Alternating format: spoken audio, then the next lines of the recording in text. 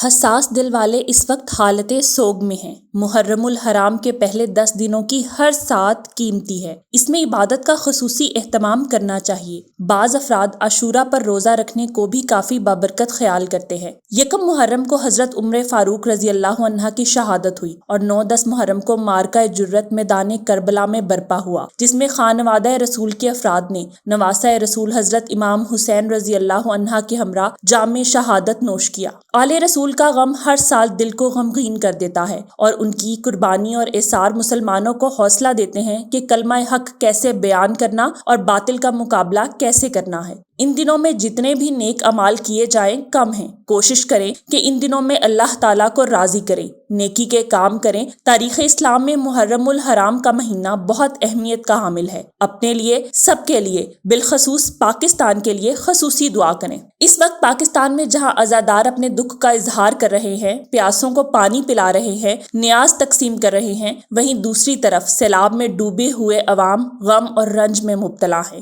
گزشتہ دنوں ایک ننھی بچی کی لاش پانی سے ملی ہے، جس کا گول مٹول چہرہ مٹی سے اٹا ہوا تھا، اس کا سرخ لباس بھیگا ہوا تھا، سفید دودھیا ہاتھ اوپر کی طرف اٹھا ہوا تھا۔ ایسے لگ رہا تھا جیسے وہ ہاتھ بلند کر کے اللہ سے انصاف مانگ رہی ہو۔ حکمرانوں کو اللہ تعالیٰ کے حضور اپنی لاپرواہیوں کی معافی مانگنی چاہیے۔ جو ملک کا حاکم ہوتا ہے وہ تمام لوگوں کو جواب دہ اور ان کا خدمتگار ہوتا ہے، مگر یہاں ایسا نہیں ہوتا۔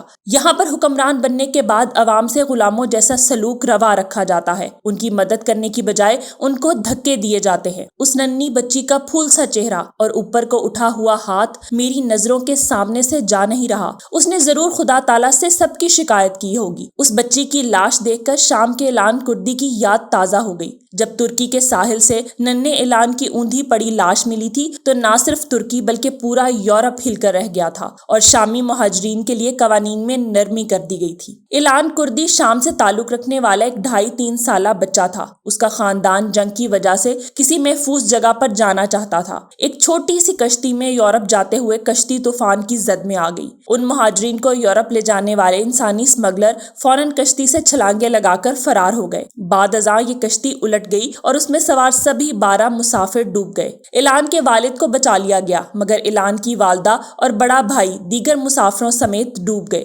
اعلان کی لاش بہتی ہوئی ترکی کے ساحل بودرم پر آ گئی۔ اس ننھے بچے کی لاش کی تصویر سے پوری دنیا میں کوہرام مچ گیا اور شام کا انسانی بحران دنیا کے سامنے مزید نمایاں ہوا۔ بعد ازاں ایک بحری جہاز جو سمندر میں لوگوں کو ریسکیو کرتا ہے، اعلان کردی کے نام سے منسوب کر دیا گیا۔ ترکی کی حکومت نے زندہ بچ جانے والے اس کے والد کی مدد اور عراق نے اس کے والد کو اپنے ملک کی شہریت دی۔ بعد ازاں ترکی نے اس سانحے کے ذمہ دار 3 انسانی اسمگلروں کو 125 سال قید کی سزا سنائی۔ ہمارے ملک میں مگر اس بچی کی لاش دیکھ کر کسی سیاستدان کا دل نہیں پگھلا۔ کوئی کہہ رہا تھا کہ بچی سندھ سے ہے، کوئی کہہ رہا تھا پنجاب سے، اور کوئی اس کا تعلق KP سے بتا رہا تھا۔ سبھی ایک دوسرے کی حکومت کو الزام دے رہے تھے۔ کیا اتنا تعارف کافی نہیں کہ وہ ایک انسان تھی؟ وہ بچی پاکستانی تھی۔ کیا یہ شناخت کافی نہیں؟ ننھی سارا پشاور سے تعلق رکھتی تھی۔ وہ اپنے گھر کے قریب کینال میں گری تھی اور بعد ازاں اس کی لاش دریائے کابل سے ملی۔ مجھے بہت افسوس ہوا ہے کہ ابھی تک کسی نے اس بچی کے خاندان کے لیے کچھ نہیں کیا۔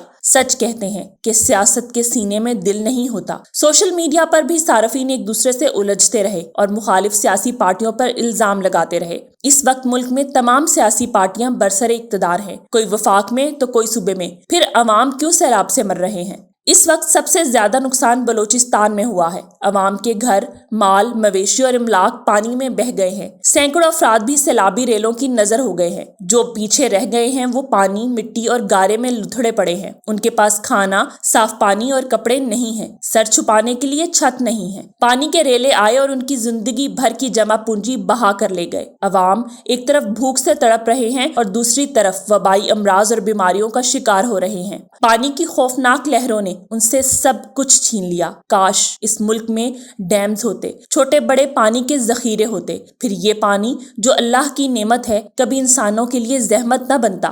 گرمی میں ہم خشک سالی، سردی میں پانی کی کمی اور مونسون میں سیلابوں کا نشانہ بن جاتے ہیں۔ یہ سب اس لیے ہے کہ ہم واٹر مینجمنٹ سے نابلد ہیں۔ اس ملک میں ڈیم کے نام پر صرف سیاست کی جاتی ہے۔ یہ اسی کا نتیجہ ہے کہ آج عوام سیلاب میں ڈوبے ہوئے ہیں۔ اس وقت ساری حکومت فوراً فنڈنگ کیس کے پیچھے لگی ہوئی ہے، سرخیاں چل رہی ہیں، وزراء کی پریس کانفرنسیں ہو رہی ہیں، مگر سیلاب متاثرین کسی کو نظر نہیں آ رہے۔ پاک فوج نے سیلاب زدگان کی مدد شروع کی اور ریسکیو ریلیف آپریشن کا آغاز کیا۔ نیوی، ایئر فورس اور آرمی کے دستوں نے ان آپریشنز میں حصہ لیا۔ Corps commander Quetta lieutenant general Sarfraz Ali خود بھی امدادی سرگرمیوں کا معائنہ کر رہے تھے۔ ان کے ہیلی کاپٹر کو لسبیلا میں حادثہ پیش آیا اور انہوں نے فرض کی راہ میں جامِ شہادت نوش کیا۔ ان کے ساتھ سوار director general Pakistan coast guard major general Amjad Hanif, 12 corps کے بریگیڈیئر محمد خالق، نائک مدثر فیاض کے علاوہ ہیلی کاپٹر کے پائلٹس میجر سعید احمد اور میجر طلحہ منان نے بھی جامِ شہادت نوش کیا۔ اس خبر سے ہر حساس دل دکھی ہو گیا۔ جو ہیلی کاپٹر کریش ہوا، اس نے شام 6 بجے فیصل ایئر بیس پر لینڈ ہونا تھا، لیکن جب یہ وہاں نہیں پہنچا تو اس کی تلاش شروع کر دی گئی۔ یہ ایک یورو کاپٹر تھا جو ایک محفوظ ہیلی سمجھا جاتا ہے۔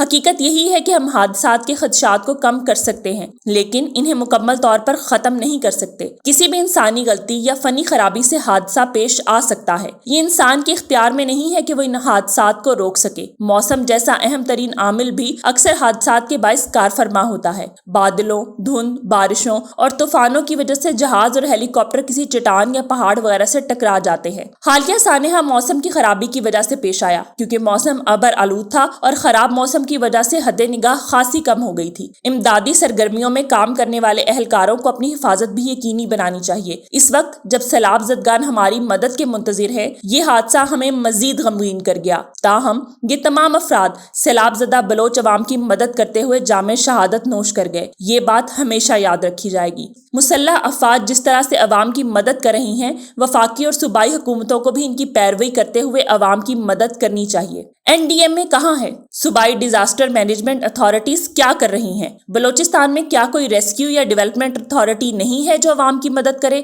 اس مشکل وقت میں بلوچستان حکومت کہاں ہے؟ جو کچھ اس وقت ملک میں ہو رہا ہے، تاریخ میں ہمیشہ یاد رکھا جائے گا کہ جب عوام سوگ میں تھے، سیاستدان مقدمہ بازی، بیانات اور پریس کانفرنسز کرنے میں مصروف تھے۔ کاش کبھی ہمیں بھی ایسے حکمران ملیں جو عوام کا درد رکھتے ہوں۔ تمام سرگرمیاں معطل کر کے سیاسی قیادت کو اس وقت سیلاب زدہ علاقوں میں امدادی سرگرمیوں کی نگرانی کرنی چاہیے۔